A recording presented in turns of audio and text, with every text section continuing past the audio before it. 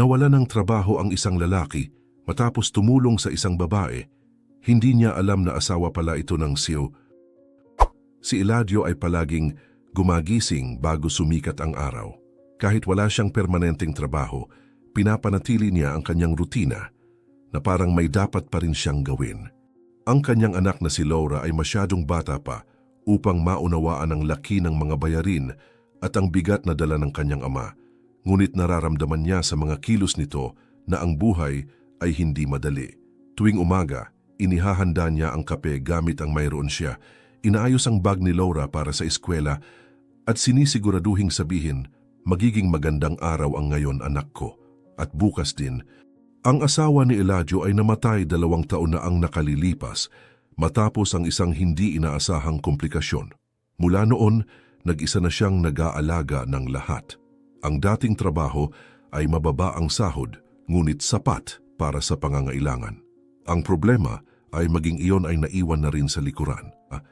Natanggal siya sa trabaho dahil sa pagbawas ng mga empleyado at mula noon, nabubuhay siya sa kakaunting pera, sinusuportahan ang tahanan at sinusubukang itago sa kanyang anak ang presyon na nararamdaman niya araw-araw. Gayunpaman, kapag natapos ang araw, palagi siyang nagsusumikap na panatilihing magaan ang kapaligiran. Pagkatapos ng simpleng hapunan, nakikipaglarong hulaan siya sa kanyang anak o nagkukwento ng mga katang istorya. Tumatawa si Laura na parang walang kulang at iyon ay sapat na. Sa araw na iyon, pagkatapos ng isa pang ikot ng pagpapasa ng resume, narinig ni Eladio ang telepono na tumutunog. Ito ay isang hindi kilalang numero. Sumagot siya ng maingat na hello at ang sagot ay dumating ng matatag mula sa kabilang linya. Ikaw ba si Ginoong Eladio? Ako si Rogelio, CEO ng kumpanyang San Nicolas. Natanggap ko ang iyong resume. Lumunok si Eladio, sinubukang ayusin ang tono ng kanyang boses. Opo, Ginoo. Handa po ako. Ang sagot ng lalaki ay direkta. Gusto kitang ma-interview bukas ng maaga. Nakatakda na ang oras. Maging maagap ka. Hindi ako tumatanggap ng mga late. Sumagot si Eladio ng walang pag-aalinlangan. Nandoon po ako. Makakaasa po kayo. Nang ibaba niya ang telepono, nanatili siyang nakatayo ng ilang segundo, sinusubukang unawain ang bagay na nangyari. Nang ikwento niya kay Laura habang naghahapunan, ngumiti ng malaki ang bata. Makukuha mo ang trabahong iyan, tatay. Hiningi ko iyan kahapon sa aking panalangin. Naantig si Eladio sa sinabi nito at sumagot, sinusubukang hindi ipakita kung gaano niya kailangan na magtagumpay ito. Kung gayon, tapos na. Narinig ng Diyos ang iyong panalangin. Niyakap siya ng kanyang anak ng mahigpit at sinabi na sa Pasko ay gusto niyang makita ang bahay na puno, kasama ang buong pamilya tulad ng dati. Magagawa natin iyan, Laura. Ang Pasko na ito ay magiging iba, pangako niya. Nang gabing iyon, sinuri niya ang damit na isusuot niya. Maingat niyang plinansya ang kanyang polo, inihiwalay ang mga kinakailangang papel at naglagay ng bagong baterya sa alarm clock. Ilang araw na lamang bago ang Pasko at ito, walang duda, ay ang kanyang pinakamahusay na pagkakataon sa mahabang panahon. Kinaumagahan ang kwarto ay masyadong maliwanag para sa oras na iyon. Nagising si Eladio na nagulat at tumingin sa orasan. Nakapatay ito. Sinuri niya ang mga baterya ngunit ubos na ang mga ito. Hindi ngayon unggol niya. Nagbihis siya ng mabilis. Hindi na kumain ng almusal. Tumakbo siya palabas. Sinusubukang habuhin ang oras. Sa mga abalang kalye, umiiwas sa mga nagmamadaling tao, nakita niya ang isang babae na nasa edad na. Napakagandang damit na nakasuporta sa isang poste. Mukhang nalilito ito. Huminto si Eladio, lumapit at nagtanong, okay lang po kayo?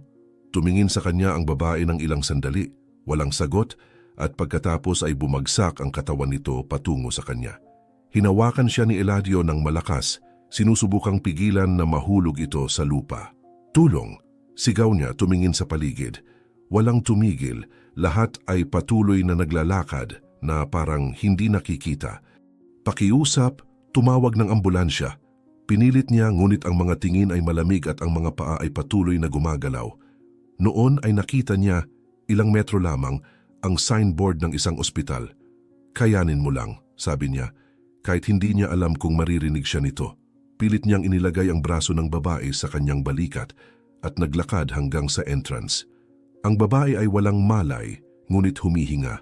Sa reception, nagulat ang empleyado nang makita siya. Nahimatay siya sa gitna ng kalye. Walang tumutulong.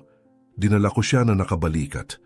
Mabilis na kumilos ang medikal na koponan, dinala ang babae sa loob habang si Eladio ay nananatiling hingal sa labas. Ilang minuto pagkatapos, lumapit ang isang nurse upang magbigay ng balita. Pagbagsak ng presyo ng dahilan, walang malubha, magiging okay siya. Tumango si Eladio, relieved. Matagal pa ba bago siya magising? Tanong niya. Sumagot ang nurse na may pahid ng ngiti. Matagal pa siguro. Gusto mo bang maghintay? Tumingin si Eladio sa kanyang relo, mga 20 minuto pa. Ako, mayroon akong napakahalagang interview. Gusto ko sanang maghintay pero sinabi ng nurse na maaari niyang iwanan ang pangalan, ngunit tumanggi siya. Hindi niya ako kilala. Ginawa ko lang ang dapat gawin ng sinuman. At pagkatapos ay dugtong niya. Kailangan ko nang umalis. Lumabas siya ng ospital na halos tumatakbo. Ang bangketa ay mas marami pang tao at ang mga minuto ay tila tumatakbo laban sa kanya. Hindi pa niya alam kung makakaabot siya sa oras, ngunit kahit papaano ay ginawa niya ang tamang bagay.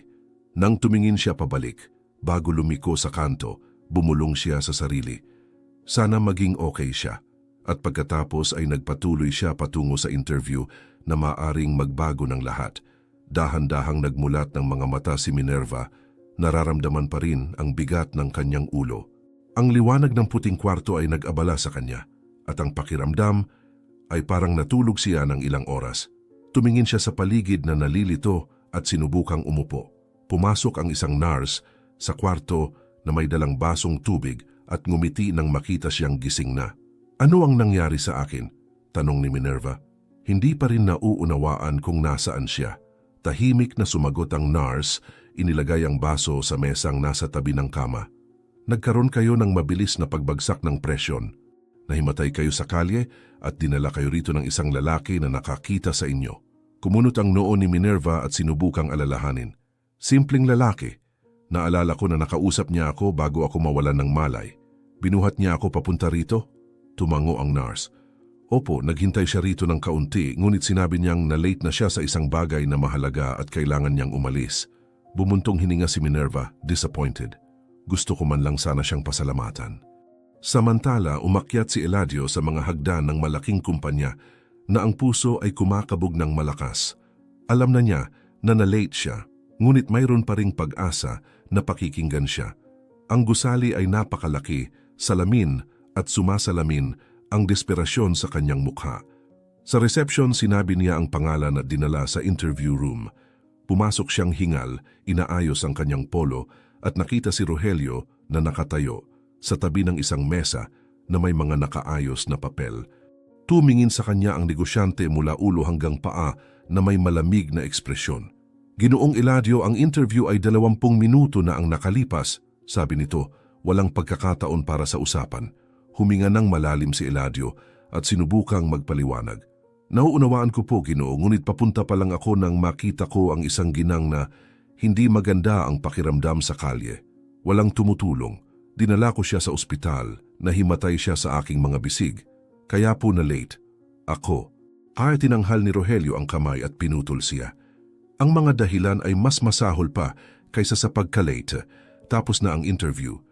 Sinubukan ni Eladio na magpumilit. Gusto ko lang po ng pagkakataon na... Tumalikod si Rogelio. Huwag nang magpumilit. Narinig ko na ang ganitong uri ng kwento dati. Magandang hapon. Ang katahimikan ay nakadurog. Lumabas si Eladio mula sa silid na nakayuko, tumatawid sa mga pasilyo na parang dala-dala niya ang kanyang sariling kabiguan sa kanyang likod. Sa elevator, pumikit siya sandali. Huminga ng malalim upang pigilan ang pagnanais na umiyak. Iyon ang kanyang pinakamahusay na pagkakataon at nawala niya ito. Ilang oras pagkatapos, sa bahay na, sinubukan ni Eladio na itago ang panghihina. Nilagay niya ang kaldero sa kalangamit ang kaunti pang natira at umupo sa mesa, hinihintay si Laura. Nang dumating ito mula sa eskwela, iniwan ang bag sa sofa at tumakbo papunta sa kanya, ngumingiti. Tay, kumusta ang interview, okay ba? Tumingin si Eladio sa kanya at pinilit ang ngiti. Oo, okay, maganda, nagustuhan nila ako. Tumalon si Laura sa kanyang mga bisig, excited. Alam ko, nanalangin ako buong araw. Sinabi ko sa guro na makakakuha ka. Magkakaroon tayo ng masayang Pasko. Niyakap ni Eladio ang kanyang anak ng mahigpit at sinubukang hindi pabagsakin ang boses. Karapat-dapat ka sa lahat ng pinakamahusay, anak ko. Tumakbo siya sa kwarto upang ipakita ang isang drawing na ginawa niya sa eskwela. Samantala, nanatiling nakatingin siya sa kalderong dahan-dahang kumukulo sa kalan at nag-isip ng malakas. Kung nanalangin siya, nang ganoon kahusay at hindi pa rin gumana, ito ay dahil may dapat munang mangyari. Ngayon isang mabilis na pahinga. Upang patuloy naming maisama ang mga nakaka-inspirang kwentong ito ng libre, hinihiling namin na isaalang-alang ninyo ang pag-like at pag-subscribe sa channel. Mag-comment ng salitang pag-asa sa mga komento. Maraming salamat at ipagpatuloy natin ang kwento. Nang gabing iyon, dumating si Rogelio sa bahay na pagod na pagod. Tinanggal niya ang Amerikana at sinalubong ni Minerva na nagpapahinga pa rin sa sofa na may kumot sa mga tuhod. Ngumiti siya nang makita ito. Akala ko ay mas huli ka pa. Lumapit si Rogelio at umupo sa tabi niya. Mahaba ang araw, mga problema sa kumpanya, pareho pa rin. Hinaplos niya ang braso nito at sinabi, "Kakaiba ang aking araw. Nahimatay ako sa kalye. Nakakatakot. Ang mga tao ay tumitingin lang at dumadaan. Walang tumutulong, hanggang sa may isang lalaking lumapit sa akin para makausap ako at nawalan ako ng malay. Nang magising ako, nasa ospital na ako. Sinabi nila na binuhat niya ako papunta doon." Nagulat si Rogelio. "Okay ka na ba ngayon? Hindi na dapat maulit iyan." Kinalma niya ang kanyang asawa. "Kapabayaan lang. Nakalimutan kong uminom ng gamot ko para sa presyon. Pero nabigo ako. Gusto ko sanang pasalamatan siya. Walang nakakaalam kung sino siya." Umalis siya ng madalian. Sumandal si Rogelio sa sofa at casual na nagkomento. "Ngayon ay nag-interview ako ng isang lalaki na dumating ng late, pawisan, nag-imbento ng isang hindi kapanipaniwalang kwento. Sinabi niyang tinulungan niya ang isang babae na nahimatay sa kalye." Umupo ng maayos si Minerva at tumingin sa kanya ng may atensyon. Ano ang itsura niya? Nag-isip si Rogelio sandali at nagsimulang ilarawan. Itim na buhok, simpleng damit, pagod na hitsura, mababang tinig. Nanlaki ang mga mata ni Minerva. Siya yon. Siya lang ang maaaring maging siya. Siya ang lalaking tumulong sa akin. Naalala ko ang mukha niya. Bago ako mahimatay, hinawakan niya ako at nagtanong kung okay lang ako. Hindi ako nakasagot. Nanatiling tahimik si Rogelio. Nagulat. Kaya ang lalaking iyon, siya yon? Kinumpirma ni Minerva sa pagtango. Oo. At pinalayas mo siya. Tumingin ang dalawa sa isa't isa ng ilang segundo, hindi alam kung ano ang sasabihin. Ang pagsisisi ni Rogelio ay nagsimulang bumigat, ngunit huli na upang bumalik, kahit papaano sa ngayon. Kinabukasan, hindi mawala ni Rogelio ang kwento sa kanyang isipan. Gumising siya ng mas maaga kaysa sa karaniwan, uminom ng kape ng tahimik at gumugol ng malaking bahagi ng umaga sa kanyang opisina, hindi makapag-concentrate sa anumang bagay tungkol sa kumpanya. Ang mga salita ng kanyang asawa ay paulit-ulit sa kanyang isipan. Ang simpleng lalaking iyon na pinalayas niya ng malamig ay iniligtas ang buhay nito nang hindi man lang alam kung sino ito. Naalala niya ang taus-pusong ekspresyon ni Eladio nang subukang ipaliwanag ang dahilan ng pagka-late. Naisip niya kung ilang beses na siya ay labis na naging matigas sa mga taong nangangailangan lamang ng pagkakataon.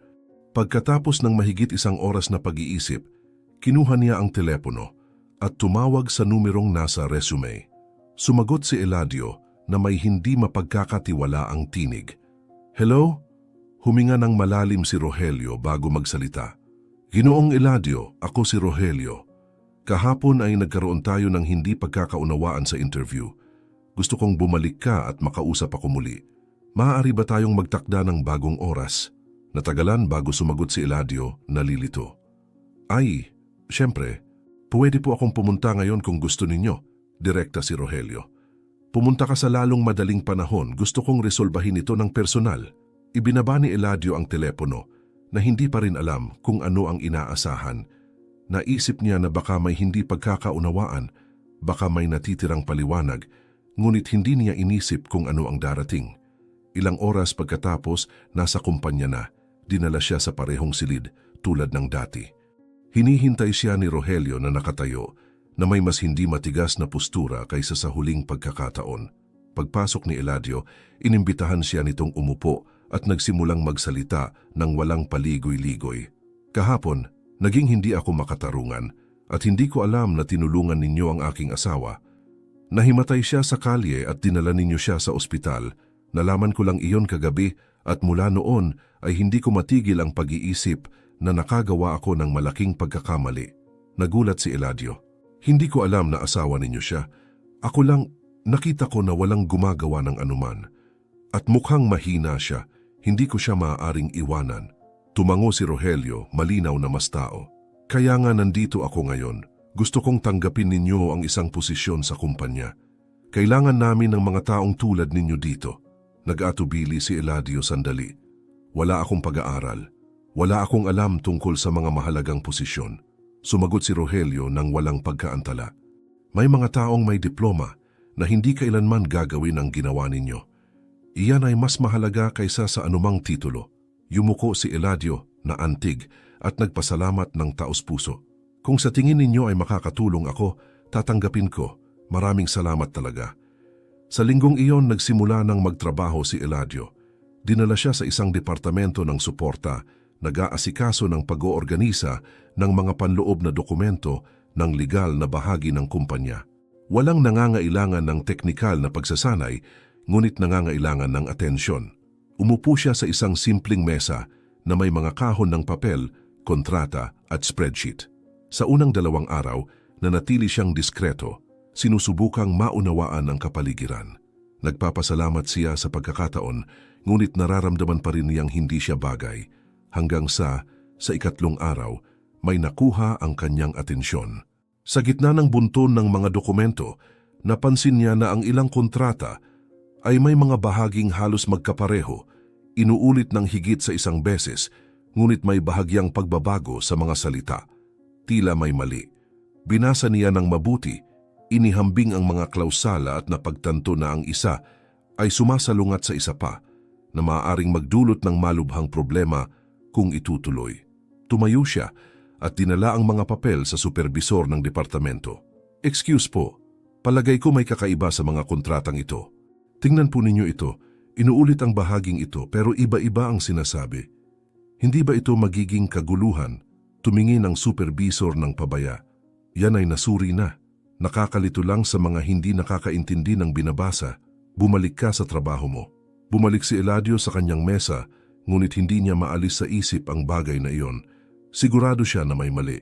Ilang araw pagkatapos, tinawag ang koponan ng panloob na pagsusuri para sa rutinang inspeksyon.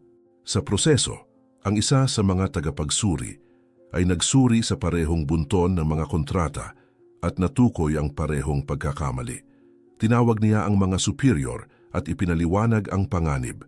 Ang nadobleng klausala na may magkaibang teksto ay maaaring magbukas ng legal na butas at magdulot ng multang milyon-milyon dahil sa hindi pagkakapare-pareho ng kontrata.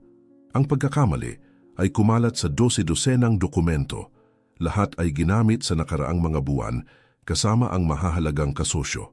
Mabilis na kumalat ang balita sa mga pasilyo. Natuklasan nila na ang unang nakapansin nito ay isang bagong empleyado na kamakailan lamang nilagay doon. Nang marating nila ang pangalan ni Eladio, lahat ay nagulat. Ang lalaking hindi gaanong kilala ng lahat, walang diploma, nagmula sa mahirap na sitwasyon, ay naiwasan ang problemang maaaring maglubog sa kumpanya. Kahit na ang kanyang obserbasyon ay binaliwala sa simula, ngayon ay walang makakapagtanggi sa halaga ng kanyang ginawa. At sa unang pagkakataon mula nang magsimula siya roon, naramdaman ni Eladio na kahit na sa lahat ng hadlang na inilagay ng buhay sa kanyang landas, maaari pa rin siyang gumawa ng pagkakaiba. Sa katapusan ng matinding linggong iyon, hiniling ni Rogelio na pumunta si Eladio sa pangunahing silid ng kumpanya. Hindi alam ni Eladio ang dahilan, ngunit agad siyang sumunod.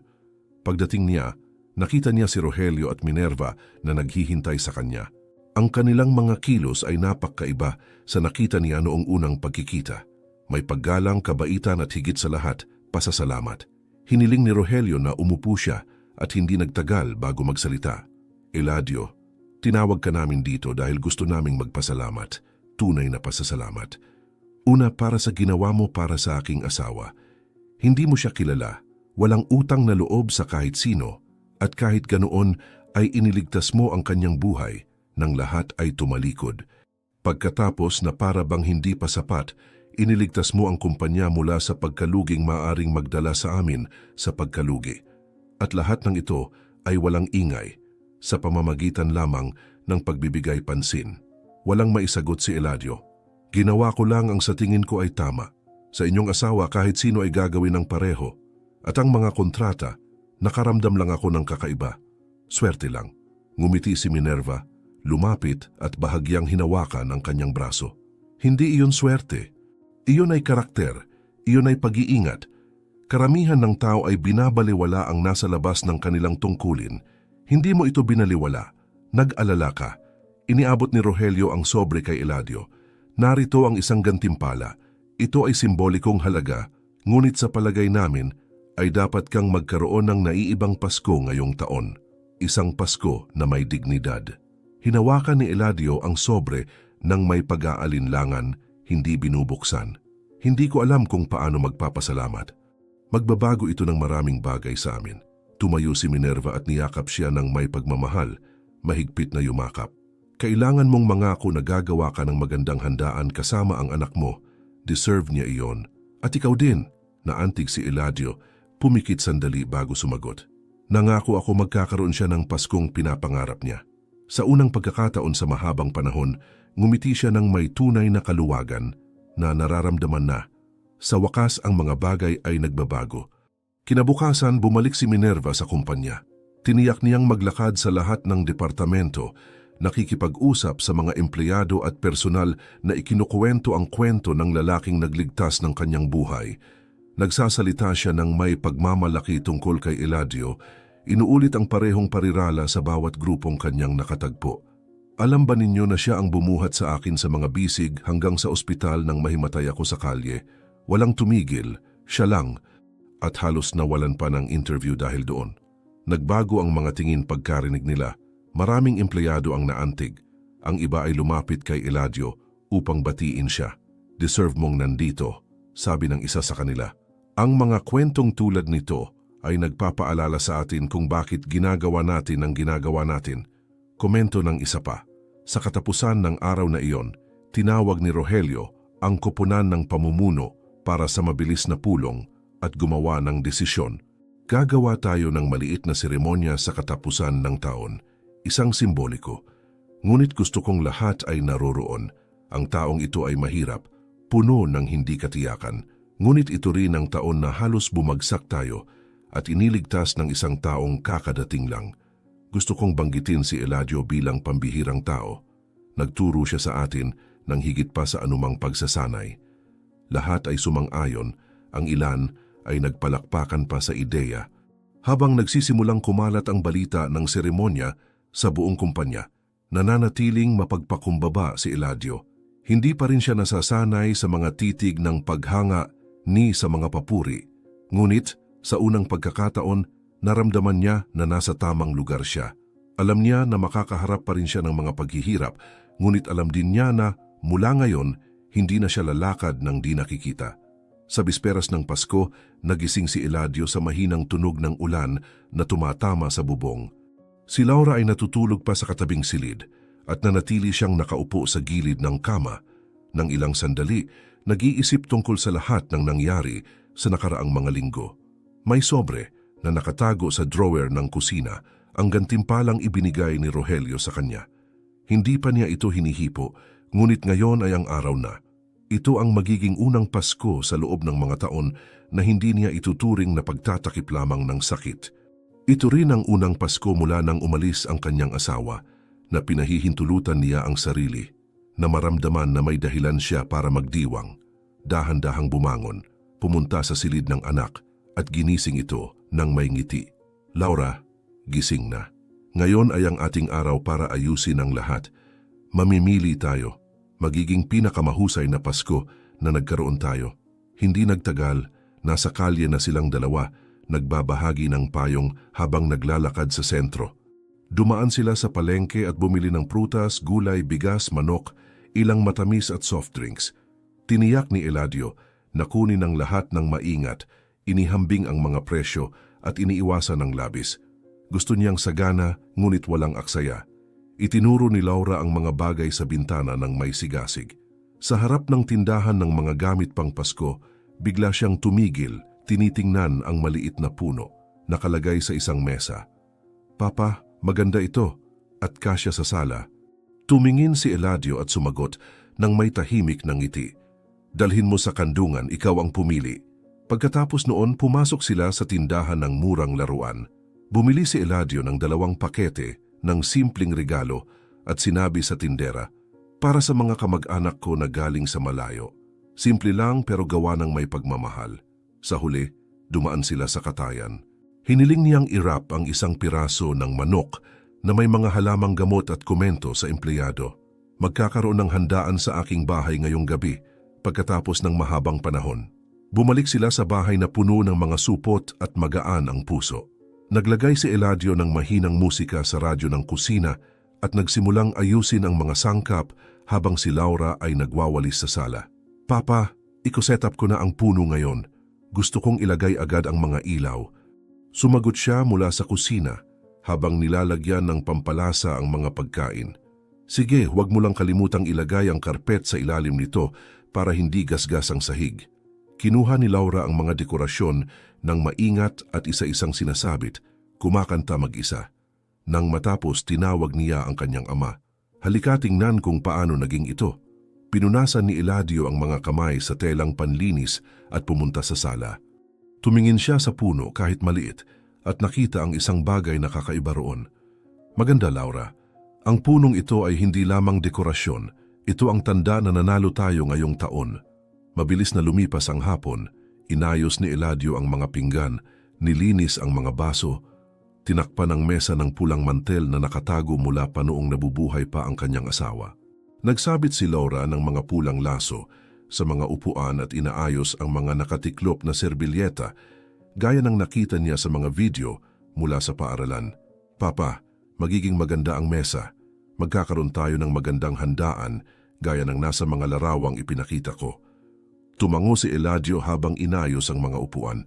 "Oo nga, hindi natin kailangan ng maraming bagay, mga mabuting tao lang sa paligid natin." Nang halos handa na ang lahat, umupo si Laura sa sofa na may hawak na pakete ng mga laso at nagtanong, medyo nahihiya, "Papa, tinawag mo ba sina Senyor Rogelio at Doña Minerva?"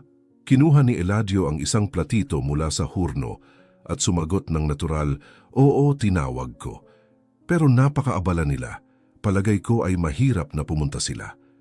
Nanahimik si Laura sandali, pagkatapos ay sinabi ng may kalmadong ngiti, "Kahit ganoon, sa palagay ko ay magugustuhan nilang makita ito." Hindi nagtagal, nagsimulang uminit ni Eladio ang mga handang pinggan. Ang amoy ng inihaw na manok na may mga halamang gamot ay sumasaklaw sa buong bahay. Ang mga dekorasyon ay kumukurap ng mahinang liwanag. Sinusuklay ni Laura ang buhok sa harap ng salamin sa sala. Handa na ang lahat.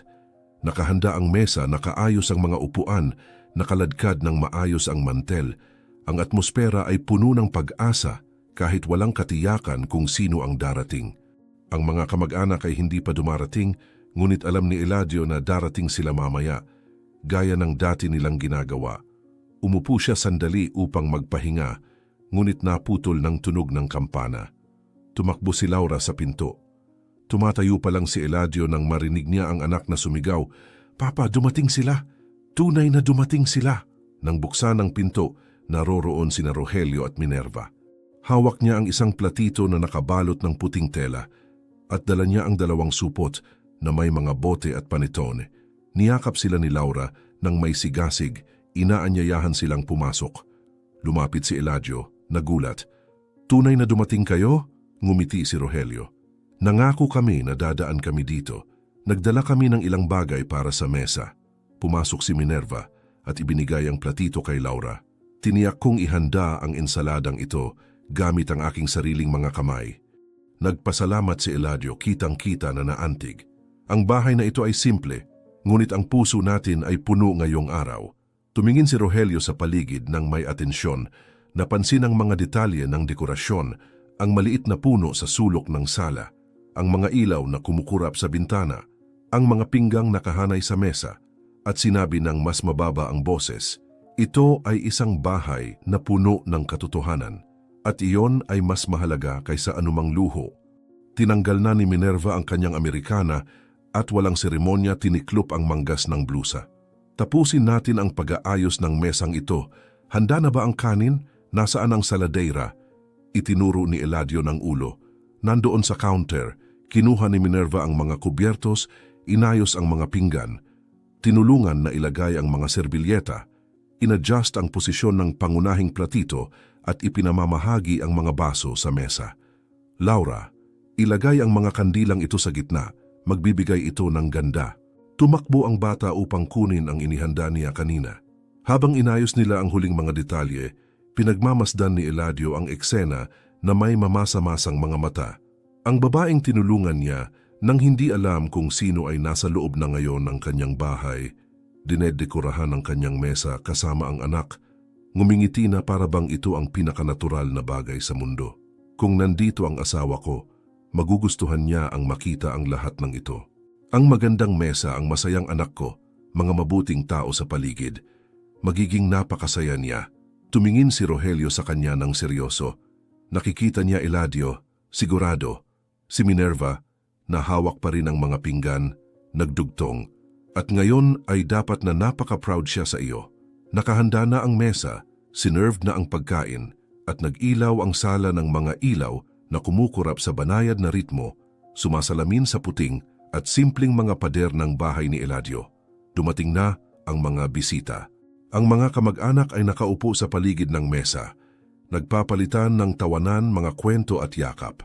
Ang punong nakalagay sa sulok ng sala ay nagpapakita ng mga dekorasyon na pinili ni Laura ng may lubos na pagmamahal. Sa ibabaw ng pulang mantel, ang mga pinggan ay puno ng mga kulay, at ang amoy ng handaan ay naghalo sa pabango ng mga sariwang prutas. Ang bahay ay hindi malaki, ni walang luho, ngunit may isang bagay na hindi mabibili kahit saan, tunay na init ng pagkatao. Pinagmamasdan ni Eladio ng tahimik sa ilang sandali bago umupo sa dulo. Sa kanyang kanan, si Laura ay ngumingiti na parabang nangangarap na gising. Sa kaliwa, nakikipag-usap sina Rogelio at Minerva sa mga kamag-anak na parabang magkakakilala na sila ng mga taon. Ang isa sa mga pamangkin ni Eladio ay sinabi sa tono ng biro na hindi niya inisip na makikita niya ang isang boss na napakaganda ng damit na tumatawa kasama ng mga ordinaryong tao. Kinuha ni Rogelio ito ng may biro. "Ito ang pinakamahusay na damit na nasuot ko. Ito ang damit ng taong tunay na tinanggap." Tumawa si Eladio at nagdugtong, "Dito ay walang nakakatingin ng tatak ng damit. Tinitingnan natin ay kung ano ang nasa loob." Tinawag ni Laura ang atensyon ng lahat ng bahagyang tumayo mula sa upuan. "Pwede ba akong magsalita ng isang bagay?" Tumango si Eladio, proud. Hinawakan ng bata ang gilid ng mesa gamit ang dalawang kamay at sinabi ng may tibay, "Hiniling ko ito sa Diyos. Sinabi ko na gusto kong makita ang tatay kong masaya, na magkaroon kami ng naiibang gabi. At sa palagay ko ay narinig niya dahil tingnan kung gaano kaganda ang lahat." Ang ilan ay ngumiti sa spontaneous na sinabi, ngunit dinala ni Minerva ang mga kamay sa mukha at pinunasan ang mga mata ng diskret. Tumingin si Rogelio sa bata at sinabi, "Tama ang panalangin mo, Laura. At lahat ng ito ay nangyari dahil ang ama mo ay may pusong mas kumikislap kaysa anumang ilaw ng punong iyon." Kitang-kita na naantig si Eladio, ngunit sinubukang pigilan ang emosyon. "Ginawa ko lang ang sa tingin ko ay tama. Wala sa inaasahan ang lahat ng ito. Ngunit ang pagkakaalam na nagsimula ito sa maliit na gawa ay nagpapakita sa akin na ang paggawa ng mabuti ay sulit pa rin." Ang klima sa mesa ay naging mas kalmado. Pagkatapos ng lahat na maghain at tikman ang mga pinggan, tumayo si Rogelio na may hawak na baso at humingi ng pahintulot. "Gusto kong magsabi ng ilang salita. Noong unang beses na nakita ko si Eladio, hinusgahan ko siya. Nakita ko ang isang simpleng lalaki, pawisan, dumarating na late, at naisip ko na isa lamang siya sa marami. Hindi ko siya pinayagang magsalita, hindi nakinig, at pinaalis. Ngunit siya, Kahit ganoon, ay iniligtas ang buhay ng aking asawa nang hindi alam kung sino siya. Pagkatapos, sa loob na ng kumpanya, siya ang nakakita ng pagkakamaling walang nakakita kahit na may mga tao ng karanasan. At lahat ng ito ay walang kayabangan, walang nais na kredito. Ginagawa lang ang tama. Ngayon nakikita ko na pinatawad ako at nakakaantig ito dahil ako at ang aking asawa ay natuto ng higit pa sa pamilyang ito kaysa sa anumang aral na ibinigay sa amin ng buhay. Si Minerva na nakaupo pa rin tumingin sa lahat at nagsalita din. Hindi ko kailanman makakalimutan ang ginawa ng lalaking ito para sa akin. Nagising ako sa ospital, hindi alam ang kanyang pangalan, hindi makapagpasalamat. Pagkatapos lang ay naintindihan ko na halos mawalan siya ng pagkakataon dahil sa akin. Ngunit ngayon, habang nakikita ang handaang ito, nakikita ang anak niya na may ngiting ito, sigurado ako na nasa tamang lugar kami, kasama ang tamang mga tao. Umubo si Eladio at humingi na magsalita rin. Matagal na akong nag-iisip na huminto ang aking buhay. Pagkatapos kong mawala ang aking asawa, tila lahat ay nag-freeze. Nagtrabaho ako ng makakaya ko. Sinubukang bigyan ng minimum si Laura. Ngunit sa kailaliman ay hindi ko iniisip na nararapat ako ng higit pa roon. Ngunit isang araw, sa kalye, nakita ko ang isang babaeng maaaring binaliwala. At may isang bagay sa loob ko na nagsabing hindi ko ito maaaring baliwalain. Ang pagbuhat sa babaeng iyon sa mga bisig ay nagbago ng aking buhay. At ngayon ay naiintindihan ko na kung minsan, kapag iniunat natin ang kamay ng walang inaasahan, iyon ang panahon na ang buhay ay nagpasyang ibalik ang iniisip nating nawala. Tumingin siya sa anak, namamasama-masa na ang mga mata. Ang gabing ito ay ang pinapangarap ko ng tahimik sa mahabang panahon. Tumayo si Laura mula sa upuan at tumakbo sa kanya. Tumalon siya sa kandungan ng ama at niyakap ito ng mahigpit. Ito ang pinakamahusay na Pasko ng aking buhay, sabi niya, na nasakalang boses laban sa dibdib niya. Hinigpitan ni Eladio ang pagkakayakap sa anak at bulong. Ito rin ang pinakamahusay sa akin. Tumayo si Rogelio, tumingin sa paligid at nagdugtong. Ito rin ang pinakamahusay sa amin, Eladio. Sa akin at kay Minerva. Nakilala namin ang mga tunay na tao. Mga taong may tunay na mga prinsipyo, kailangan namin nito. Salamat. Pagkatapos noon, bumalik ang mga tawa, muling sinerved ang mga pinggan, dumami ang mga toast. Hinila ni Laura si Minerva upang tingnan ang mga regalo sa ilalim ng puno at si Rogelio ay nanatili sa balkonahe na nakikipag-usap sa isa sa mga kamag-anak ni Eladio tungkol sa pagkabata sa probinsya. Nagpatuloy ang handaan ng may spontaneity na para bang magkakakilala na silang lahat sa mahabang panahon. Walang tumingin sa relo, walang nag-iisip ng mga formalidad. Mga tunay lang na tao nagbabahagi ng pagkain, alaala, pasasalamat at pagmamahal. Malapit na sa hating gabi, lumayo ng kaunti si Eladio mula sa mesa at tumayo, nakatayo sa pinto ng pasilyo, pinagmamasdan ang sala. Ang nag-iilaw na puno ay kumukurap ng dahan-dahan, sumasalamin sa mga pader. Ang anak ay nakahiga sa kandungan ni Minerva, halos natutulog na. Ang mga bisita ay nakikipag-usap pa rin ng masigasig. Dinampian ni Eladio ang mukha at hindi napigilan ng isang luhang tahimik na tumulo. Naisip niya ang mga gabing walang mailagay sa mesa, ang mga pagkakataong nagpanggap ng lakas upang hindi takutin ang anak, ang mga resume na hindi kailanman sinagot, ang paghamak na natanggap niya mula sa napakaraming tao. At doon, nakikita ang lahat ng nasa harapan niya, naramdaman niya na sa wakas ang buhay ay nagbabalik sa kanya ng doble, ang lahat ng ginawa niya ng tahimik. Walang hinihiling kapalit, walang inaasahang pagkilala. At dahil doon, mas may halaga pa. Dahil sa Paskong iyon sa wakas nakita siya at minahal siya. Salamat sa pagdating hanggang dito. Naghanda kami ng isa pang espesyal na kwento para sa iyo na lumalabas sa iyong screen ngayon, i-click lang para panoorin.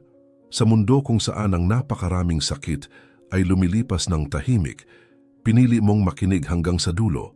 Kung naantig ka ng kwentong ito, mag-subscribe. Tumutulong ito sa amin na magpatuloy sa pagdadala ng mga tunay na kwento na nararapat na ikwento.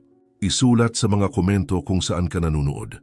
At kung kaya mo i-share, maaring tila kaunti lang, ngunit ang pagkalat ng kwento ng tagumpay ay din pagkalat ng pag-asa. Nawala ng trabaho ang isang lalaki matapos tumulong sa isang babae